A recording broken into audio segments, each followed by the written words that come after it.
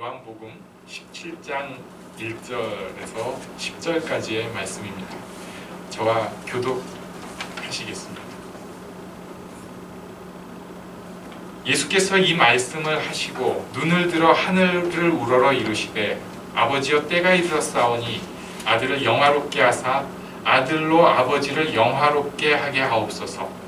아버지께서 아들에게 주신 모든 사랑을 영생을 주시게 하시고 만민을 다스리는 권세를 아들에게 주시옵소서. 영생은 곧 유일하신 참 하나님과 그가 보내신 자 예수 그리스도를 아는 것이니이다. 아버지께서 내게 하라고 하신 것을 내가 이루어 아버지를 이 세상에서 영화롭게 하셨사오니 아버지여 창세전에 내가 아버지와 함께 가졌던 영화로서 지금도 아버지와 함께 나를 영화롭게 하옵소서. 세상에서 내게 주신 사람들에게 내가 아버지의 이름을 나타내었나이다. 그들은 아버지의 것이었는데 내게 주셨으며 그들은 아버지의 말씀을 지켰나이다. 지금 그들은 아버지께서 내게 주신 것이 다 아버지로부터 온 것인 줄 알았나이다. 나는 아버지께서 내게 주신 말씀을 그들에게 주셨사오며 그들은 이것을 받고 내가 아버지께로부터 나온 줄을 참고 아오며 아버지께서 나를 보내신 줄을 믿었사옵나이다. 내가 그들을 위하여 비옵나니 내가 비옵는 것은 세상을 위함이 아니요 내게 주신 자들을 위함이니이다. 그들은 아버지의 것이로소이다. 내 것은 다 아버지의 것이요 아버지의 것은 다 내 것이온데 내가 그들로 말미암아 영광을 받았나이다. 아멘. 오늘 말씀에는 영광이 많이 나오고요. 그리고 마지막에 우리가 읽었던 9절 쪽에 보니까 그 예수님의 기도가 나와요. 히브리서 7장 25절에 보면은 예수님께서 우리를 위하여서 기도하시는 내용이 나옵니다. 가로 열고 예수님께서는 자기를 힘입어 하나님께 나아가는 자들을 온전히 구원하실 수 있으니 이는 그 예수님이 항상 살아계셔서 그들을 자기를 힘입어 하나님께 나아가는 자들을 위하여 간구하심이라 이렇게 표현을 하고 있습니다. 이 말씀이 그냥 그랬어요. 예. 왜냐하면은 아니 뭐 예수님이 우리를 사랑하시는 거 다 알지 뭐. 근데 다 알지 뭐라고 하는 그 사람이 사실은 잘 몰라요. 그래가지고 성경에서 여러 가지로 우리를 사랑하시고 우리를 돌보신다는 것을 표현하는데 히브리서 7장 25절은 이걸 제가 좀 표현을 바꾸면 우리를 위하여 간구하심이라 이렇게 표현을 하고 있는 거예요. 그러니까 그냥 그래 야 내가 구원 사역 다 이루었으니까 나는 하나님 우편의 영광 가운데 있으니까 잘해봐 그래 잘한다 이렇게 하고 끝내는 게 아니라 한 사람 한 사람을 예수님께서 붙잡아 주시고 그의 연약함과 흔들림 가운데 이겨내게 해달라고 간구하시는 거예요. 하나님 아버지와의 관계 가운데서 저는 이게 굉장히 좋은 표현이라고 생각을 합니다. 나를 정말 나 하나를 돌보고 케어해 주시는 거예요. 오늘 본문이 예수님께서 이 땅에서 마지막으로 하나님 앞에 나아가는 기도라 할 수 있습니다. 이제 다른 기도들도 있지만 모든 사역을 마무리 지은 거예요. 가르치심도 마무리됐고 기적도 마무리됐고 이제 딱 하나 남았습니다. 가장 중요한 순간 직전에 하나님 앞에 제자들을 위해서 기도하는 내용이 오늘 본문이에요. 그래서 17장을 대제사장 기도, 예수님의 기도 이렇게 표현을 하는데 제가 좀 나눠서 살펴보려고 합니다. 예수님의 기도를 볼 때 가장 먼저 드러나는 것은 아버지가 계속 나와요. 오늘 뭐 본문 그냥 슬쩍 생각해 보시면 아버지. 그리고 또 영화롭게 한다. 이 좀 어려운 말이 나오는데 영화롭게 한다는 것이 번역상 그렇게 좀 멋지게 한 것이고요. 그냥 영광 돌린다. 단순하게 하면. 근데 번역을 할 때는 우리말에서 이렇게 좀 아름답게 바꾸기 위해서 영화롭게 한다. 이렇게 표현했다고 보셔도 무방합니다. 그러니까 예수님께서 하나님 아버지와의 관계에서 영광이 나타나는 것이 오늘의 본문이라고 할 수 있어요. 우리 한번 5절 말씀을 같이 읽어볼까요? 5절 시작. 아버지여 창세전에 내가 아버지와 함께 가졌던 영화로서 지금도 아버지와 함께 나를 영화롭게 하옵소서. 아멘. 예수님께서 이 기도하셨을 때 옆에서 듣고 있던 요한이 조금 또 놀랬을 거예요. 분명히 약간 들은 적은 있는데 뭐 창세전에 내가 아버지와 함께 가졌던 영광? 지금 예수님 육신으로 옆에 계신데 창세전에 아버지와 함께 가졌던 영광? 굉장히 어려운 말씀입니다. 알 것 같은데 모르겠다. 나중에 예수님께서 십자가 죽으시고 부활하신 다음에 승천하시고 그리고 성령이 오신 후에 나중에야 요한이 이 뜻을 안 거죠. 예수님은 창세전부터 하나님과 함께 계신 분이었구나. 하나님이 높으신 그 하나님으로 있었다면 정말로 낮은 우리 가운데 터치해 주시는 그 하나님으로 예수님이 계셨구나. 조금 어려운 얘기죠. 예. 그러면서 예수님께서 여기서 말씀하시는 게 있어요. 하나님 아버지와 함께 가졌던 영광에 있게 된 것을 감사하는 모습이에요. 그러니까 이 본문은 영광의 자리에 들어가는 것 좀 이상한데 지금 예수님께서 남은 딱 하나 사역이 뭐죠? 십자가. 근데 그 십자가를 얘기하면서 그 영광의 자리에 들어가는 것을 얘기를 하고 있는 거예요. 제일 중요한 기도의 순간에 하나님의 영광을 얘기를 하는데 우리가 가만 생각해 보면 이게 또 십자가예요. 이야, 한번 우리 1절 말씀을 같이 읽어보겠습니다. 1절 시작. 예수께서 이 말씀을 하시고 눈을 들어 하늘을 우러러 이르시되 아버지여 때가 이르렀사오니 아들을 영화롭게 하사 아들로 아버지를 영화롭게 하게 하옵소서. 아멘. 아들을 영화롭게 하사 때가 이르렀사오니 아들을 영화롭게 하사 이렇게 그냥 툭 표현을 했는데 때가 이르러서 아들이 영화롭게 되는 게 뭐냐면 십자가에 비참하게 죽는 것입니다. 영광은 사명을 감당하는 것, 그래서 즉 자기 자리에 있는 것, 이것 그 자체가 영광입니다. 십자가는 결코 영광스럽지 않아요. 발가 벗겨진 것이고 수치스러운 것이고 고통이 있는 곳입니다. 냄새가 나는 곳이, 저주와 그 독함이 막 부딪히는 정말 지옥 같은 곳인데 그곳이 하나님 아버지께서 두신 자리고 내 사명의 가장 중요한 자리이기 때문에 그 자리가 영광인 것입니다. 영화로운 자리예요. 사도 바울도 이런 고백을 하죠. 고린도후서 12장 10절 우리 같이 또 읽어보겠습니다. 시작. 그러므로 내가 그리스도를 위하여 약한 것들과 능력과 궁핍과 박해와 곤고를 기뻐하노니 이는 내가 약한 그때의 강함이라. 아멘. 여기 사도 바울은 약한 그때의 강함이라 이렇게 그냥 표현을 했는데 요한복음 1장의 표현대로 하면 내가 약한 그때에 하나님께 내게 영광이 있노라 이렇게 바꿀 수 있는 거예요. 그런데 그 내용이 뭐죠? 능욕, 욕먹는 거예요. 쉽게 얘기해서. 궁핍, 가난한 것입니다. 박해, 곤고, 이게 우리 다 싫어하는 거예요. 뭐 조금만 교회에 박해가 있으면 뭐 종교를 이런 식으로 막 하면서 막 우리 굉장히 분노하는 시대에 살고 있습니다. 누군가가 누구에게 손해 보는 행동을 하면은 그것에 대해서 막 다들 이거는 이거 안 된다고. 사실 그러면 안 돼요. 정말 바른 방향으로 가는 게 맞는데 그런데 사도 바울이 지금 부득이하게 이런 자리에 있었거든요. 능력과 궁핍과 박해와 곤고 속에 있는 거예요. 자기 스스로도 사실 너무 힘들어. 곤고한 거예요.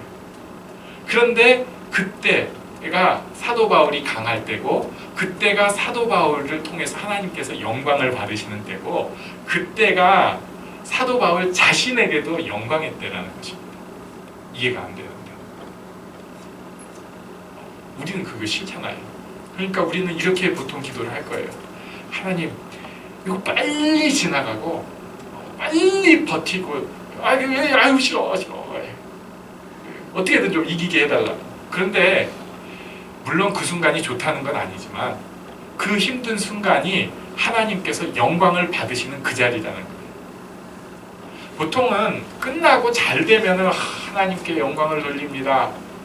하나님은 이미 영광을 언제 받으셨냐면 그 전에 고통받고 힘들고 너무 어려운 그때 하나님께서 영광을 받으시는 거예요. 나는 살 소망이 끊어진 것 같고 막 아이고 내가 뭐 하고 있나 지금, 정말 기도 한 줄도 잘 못하는 것 같고, 이 뭐 하는 거야 지금. 그런데 그 순간에 하나님을 바라보는 그를 통해서 하나님께서 영광을 받으시고, 그리고 내게도 영광이라는 것입니다. 내가 있어야 할 그 자리, 사명을 감당하는 그 자리가 바로 영광의 자리입니다. 바꿔서 얘기하면 지금 우리가 살고 있는 이 자리가 하나님의 영광의 자리입니다. 우리 옆에 계신 분에게 영광의 자리에 계세요 이렇게 말씀해 주시겠어요? 영광의 자리에 계세요. 어렵지만 그 자리가 복된 자리요 영광의 자리임을 믿습니다. 또 그 상황과 환경을 통해서 하나님께서 영광 받으시는 것을 믿습니다. 그리고 나서 제자들에게 영생의 길을 알리는 것이 나옵니다. 이게 이제 기도하면서 예수님께서 아무래도 설명을 또 하셔야 되기 때문에, 기도는 보통 골방에서 혼자 하는 기도인데 이때는 마지막으로 기도를 알려주시다 보니까 3자적인 표현을 하셨어요. 우리 3절 말씀을 같이 읽겠습니다. 시작. 영생은 곧 유일하신 참 하나님과 그가 보내주셨다 예수 그리스도를 아는 것이니라. 아멘. 영생은 하나님과 예수 그리스도를 아는 것입니다. 이 예수님께서 이 가르치시는 것, 그리고 제자들이 아는 것을 통해서 하나님께서 또 영광을 받으셔요. 그게 4절에 슬쩍 나오죠. 가르치시고 그래서 우리가 배우고 알아가는 것을 통해서 영광을 받으십니다. 영광은 반짝반짝하고 끝나는 게 아니에요. 구원은 한번 반짝반짝하고 끝나는 게 아닙니다.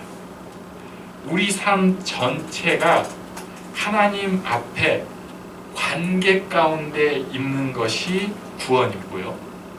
우리 삶 자체가 하나님 앞에 계속해서 드려져 가는 것이 영광입니다. 이거 어렵지만 잘 기억하셔야 돼요. 삶 전체를 통해서 하나님과 관계를 맺는 것이 하나님 앞에 구원이고 하나님의 영광입니다. 그냥 한번 아멘 하고 끝 이게 아니고 삶 전체를 통해서 구원이 이루어져 가는 것이고 하나님께서 영광을 받으시는 거예요. 본문에 나온 아는 것이니이다 라는 말을 기어코 그래서 또 헬라어 반복, 쉽게 말해서 그냥 우리말로는 아는 것입니다 하면은 과거 한 번도 표현되고 현재 한 번도 표현되는데, 이 아는 것은 지금도 현재도 미래도 계속해서 반복적으로 알아가는 것을 표현해요. 이걸 미완료라고 표현하잖아요. 끝이 아니에요. 계속 아는 것입니다. 처음 아는 것이 굉장히 중요합니다. 특히 구원에 대해서 아는 것이 너무너무 소중해요.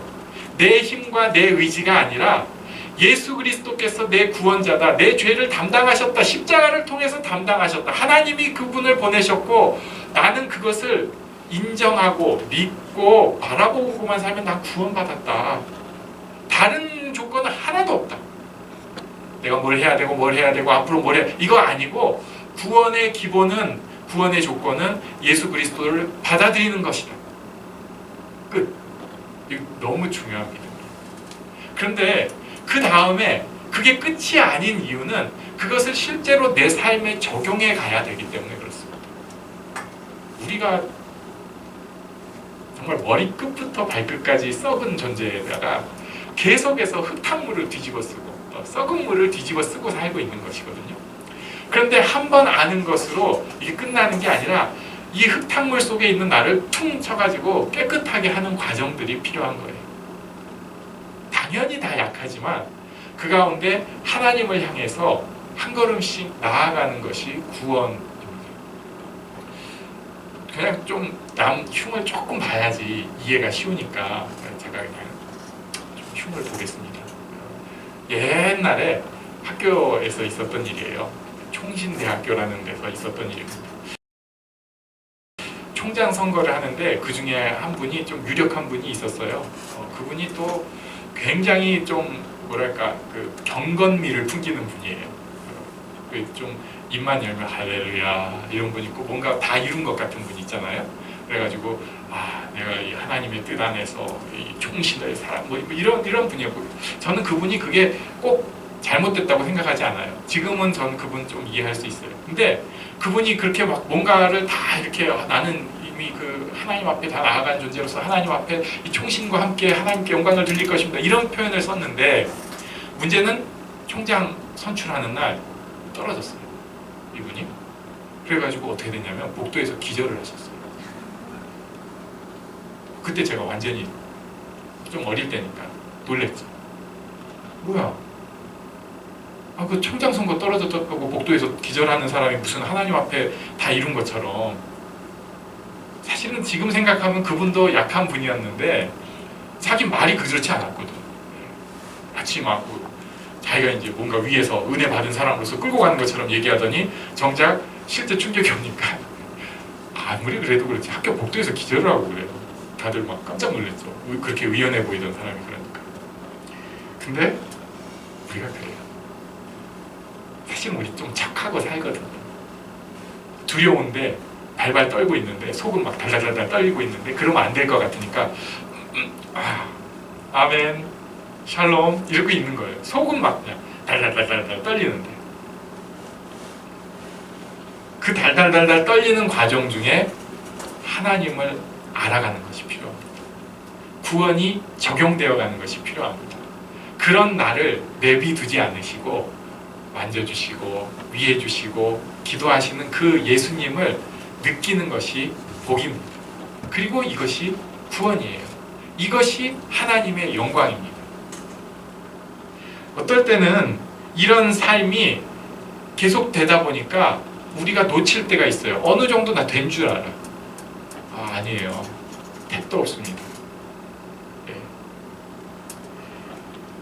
어떨 때는 또 사람이 도구가 되고 몽둥이가 돼가지고 채찍이 돼가지고 내 그 아는 것이 실제로 드러나게 할 때도 있어요. 도구가 필요한 거죠. 환경이 나를 도구로서 때려가지고 내가 정말로 구원을 아는 사람인지를 드러내야 될 때도 있어요. 그런데 이런 과정을 통해서 하나님께서 영광을 받으시는 거예요. 그리고 그 알아가는 내가 그 아는 것 자체가 하나님께서 영광을 받으시는 것입니다. 하나님의 영광은 멀리 있는 것이 아닙니다. 우리가 이제 그런 경험을 할 때가 있을 거예요. 저도 살짝은 경험을 해봤는데 굉장히 멋진 건축물, 특히 교회 건축물이 있어요. 이제 유럽은 주로 성당들이죠. 가보면은 어떤 사람은 별 볼 일이 없다고 생각을 할 수 있어요. 조금 어둑하고 막 그러니까. 근데 어떤 사람은 보면서 그 장엄함과 위험 때문에 저절로 막 그 종교적인 마음, 그런 마음이 생긴다는 거예요. 그래서 그 높게 솟은 그 첨탑을 보면서 야, 그렇지, 이런 게 하나님께 영광을 돌리는 것이지, 이렇게 생각을 할 수 있습니다. 또 어떤 사람이 삶을 사는데 진짜 잘하는 거예요. 정말 멋지게 잘하는 거예요. 야, 저 사람은 진짜 괜찮다. 정말 멋지다. 야, 하나님께서 영광을 받으시는구나. 이렇게 생각을 할 수 있고 하고 싶어 합니다. 그러나 하나님께서 영광을 받으시는 것은 그런 거 아니에요. 십자가에서 영광을 받으시고 덜 떨어진 애가 알아가는 그 과정 중에 영광을 받으십니다. 높고 어미로운 것이 아니라 오히려 낮고 천한 곳에서 영광을 받으십니다. 십자가가 영광이고 그 과정 모든 것이 하나님 앞에 영광이에요. 지금 우리가 어떤 상황에 있든지 우리가 하나님의 영광이 될 수 있습니다. 이런 감격이, 이런 복이 우리에게 있기를 바랍니다. 잠시 일어나서 기도하는 시간